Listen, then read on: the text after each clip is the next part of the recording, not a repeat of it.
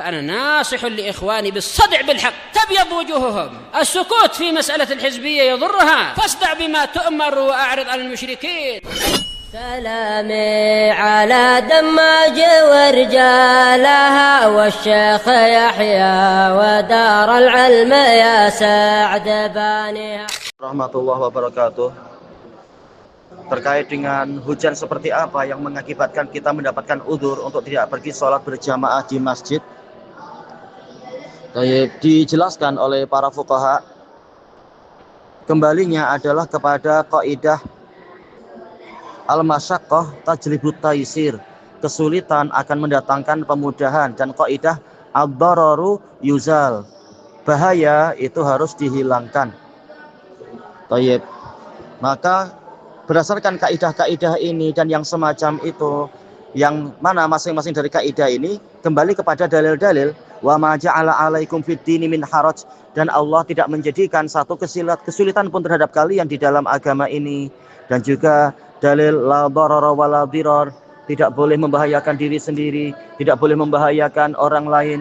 Dan juga misalkan firman Allah Ta'ala, wala taqtulu anfusakum innallaha kana bikum rahima, janganlah kalian membunuh diri-diri kalian sendiri, sesungguhnya Allah itu sangat menyayangi kalian.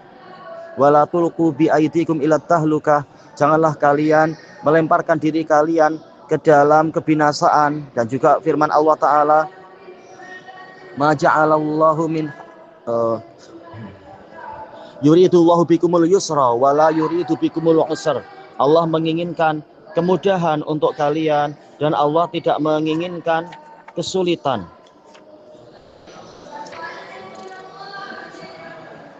Dan juga misalkan yaitu firman Allah Subhanahu wa taala,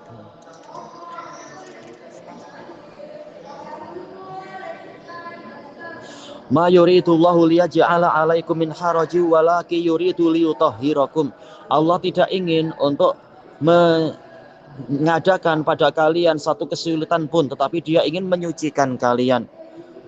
Maka dijelaskan oleh para fuqaha kenapa kita mendapatkan udzur ketika hujan, yaitu agar tidak mengalami kesulitan, tidak mengalami kebasahan, tidak mengalami yaitu atin, yaitu terkena lumpur dan sebagainya.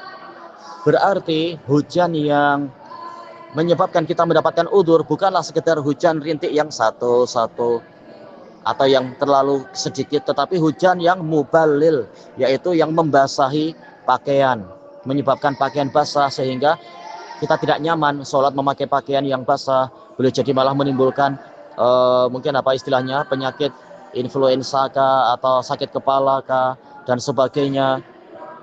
Terkadang orang tak kuat kepalanya kena siraman hujan. Jadi hujan yang semacam itu. Adapun kalau hujan yang terlalu sedikit, maka ini bukan udzur, hujan yang terlalu sedikit. Inilah pendapat yang rajih. Berarti yang menyebabkan orang boleh sholat di rumah adalah yaitu hujan yang yubalil, yang menimbulkan kebasahan, orang jadi basah.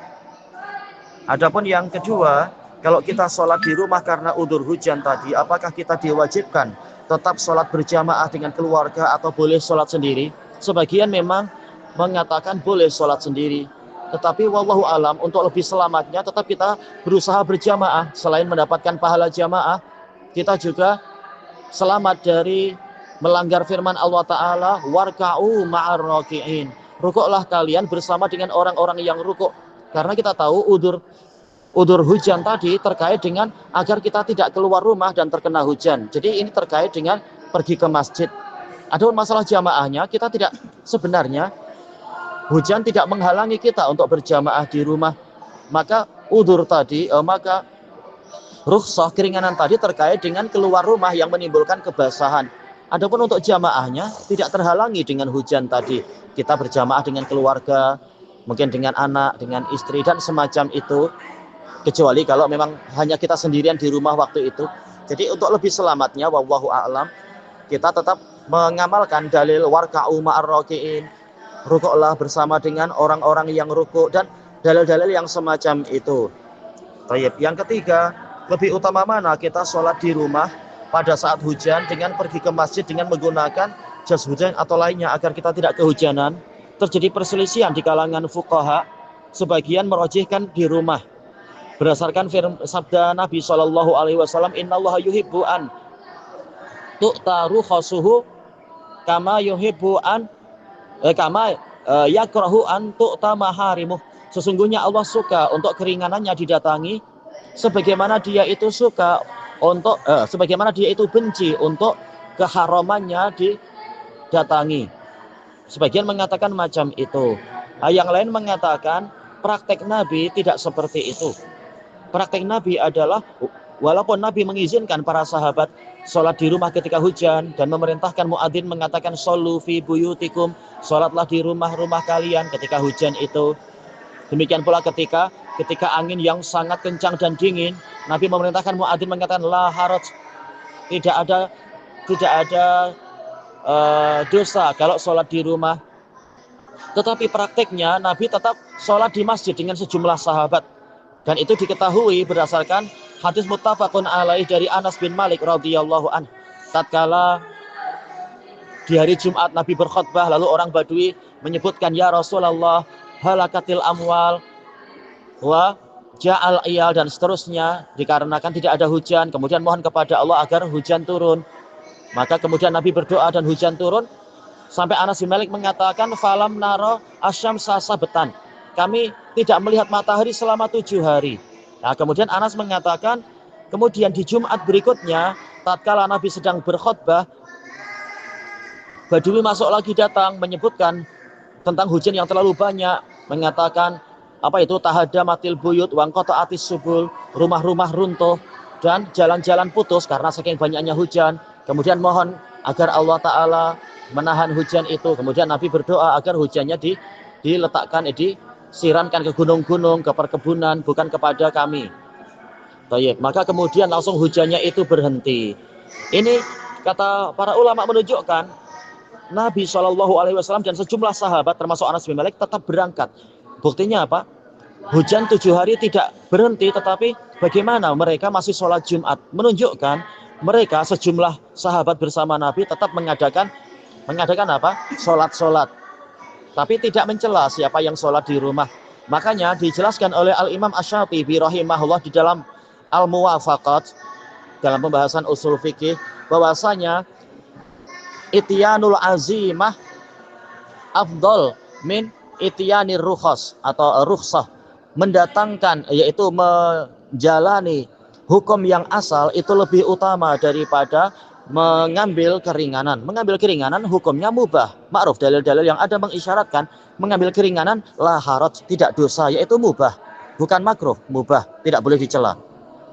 Hanya saja melaksanakan azimah, yaitu azimah hukum asal tetap, yaitu apa? Walaupun tidak sampai wajib, tetapi pahalanya 27 kali lipat. Setiap langkahnya adalah naik 1 derajat, ditambah 1 kebaikan, dihapus 1 keburukan, dan seterusnya.